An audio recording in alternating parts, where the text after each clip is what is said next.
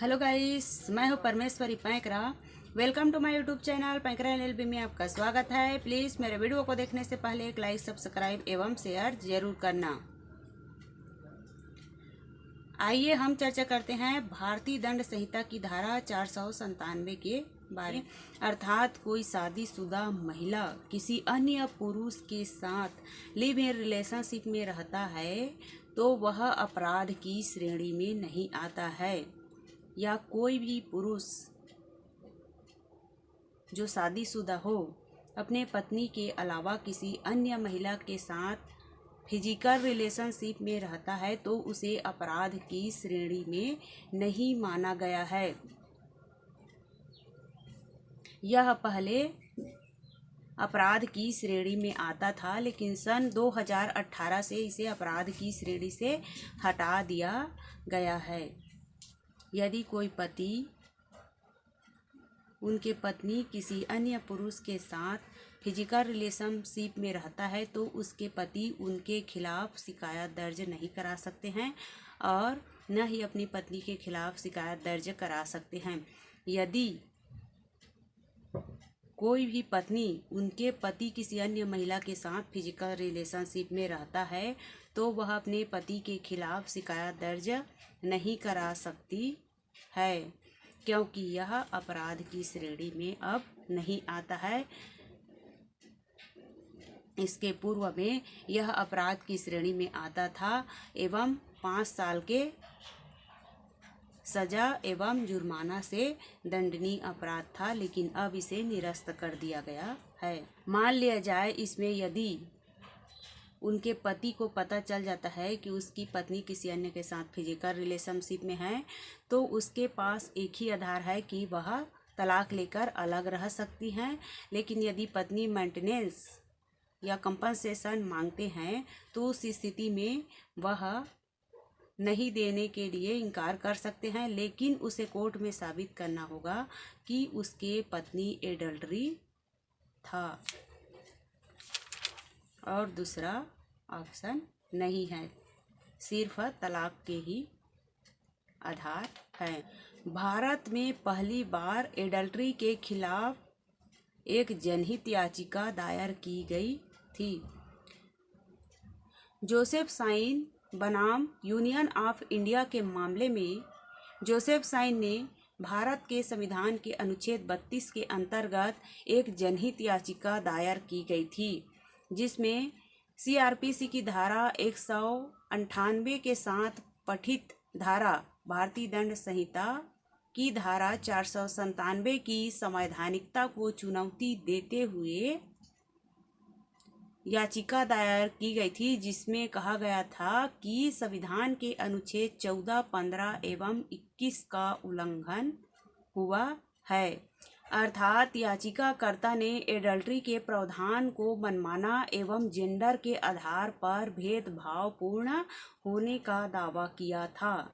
इस मामले के पूर्व किसी शादीशुदा महिला का अदर पुरुष के साथ यदि फिजिकल रिलेशनशिप रहता था तो पहले पति उसकी शिकायत कर सकते थे और उसके ऊपर मुकदमा चलाया जा सकता था, लेकिन अब यह निरस्त कर दिया गया है। इस मामले में सुप्रीम कोर्ट द्वारा 5 न्यायाधीशों की खंडपीठ तैयार की गई एवं सभी न्यायाधीश अपना अपना विचार व्यक्त किया गया, जिसमें मूल निर्णय माननीय मुख्य न्यायाधीश दीपक मिश्रा के नेतृत्व में एक संविधान पीठ जारी की गई, जिसमें निर्धारित किया गया कि भारतीय दंड संहिता की धारा 497 के अंतर्गत विवाहित जोड़ों को दंडात्मक सजा के डर से एक दूसरे के प्रति वफादार रहने का आदेश नहीं दे सकती है।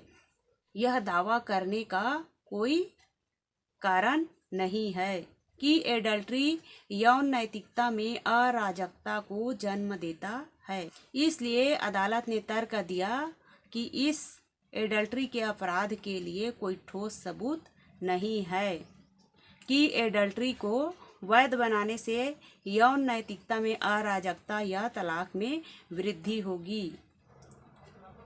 इसमें किसी व्यक्ति के विभिन्न अधिकारों का उल्लंघन होना पाया गया एवं अन्य न्यायाधीशों के अनुसार धारा 497 पुराना प्रतीत होता है।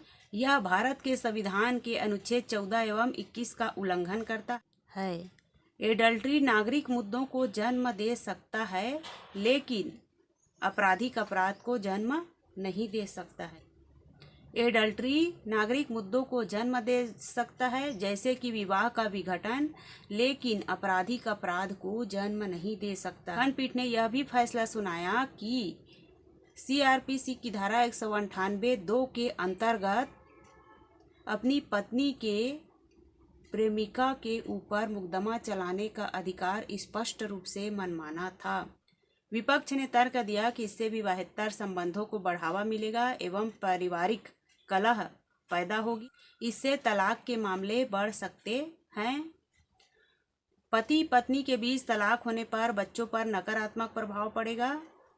कुछ विशेषज्ञों का मानना है कि यह पश्चिमीकरण को बढ़ावा दे रहा है, भारत में विवाह और संस्कृति के प्राचीन संस्था को नष्ट कर देगा। इस प्रकार 5 न्यायाधीशों की खंडपीठ ने अपना अपना विचार व्यक्त करते हुए इस निष्कर्ष पर पहुंचते हैं कि अब एडल्ट्री के अपराध को अपराध नहीं माना जाएगा और धारा 497 को असंवैधानिक करार देते हुए निरस्त कर दिया गया।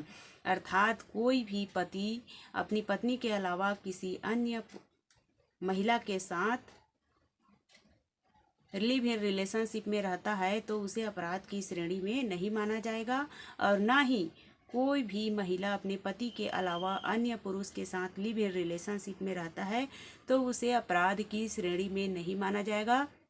अर्थात सुप्रीम कोर्ट ने यह कहा कि कोई भी महिला पुरुष की संपत्ति नहीं है और ना ही कोई पुरुष अपनी पत्नी की ही संपत्ति है। इस प्रकार इस धारा को असंवैधानिक करार देते हुए समाप्त कर दिया गया।